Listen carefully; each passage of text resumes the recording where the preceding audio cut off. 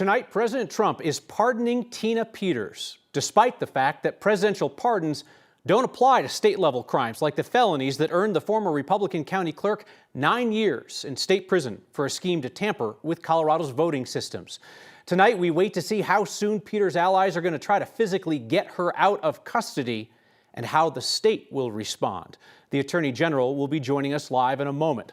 This sets up an unprecedented legal case that could go to the Supreme Court, where Peters' legal team has predicted that the conservative majority will side with President Trump, further expanding his powers, giving the president the ability to free his friends and allies from state prisons across America.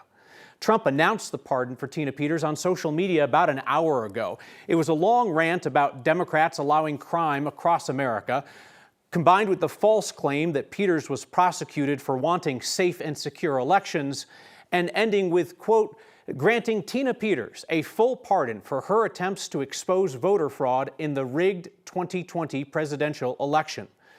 Peters is currently 1 year into a 9-year sentence. She's currently locked up at La Vista Correctional down in Pueblo. Trump's unprecedented attempt to pardon her on a state-level charge is a continuation of his administration's effort to free a number of people convicted of crimes that were designed to keep him in power after he lost the 2020 election, or to find evidence to back up his debunked claim that the election was rigged. Peters was convicted by a jury in Mesa County. Republican DA Dan Rubenstein, who led the prosecution, told me a moment ago, quote, "I have yet to hear a legal expert who believes that the president has that authority. Ultimately," the DA continued, "it will be up to the executive director of the Colorado Department of Corrections to determine whether or not to give any effect to that order, and inevitably, it will end up in the courts." We have reached out to the Colorado Department of Corrections within the last hour. We have yet to hear back from them. Same with the governor's office. Democratic Governor Jared Polis has long resisted pressure by President Trump and his allies to pardon Peters himself.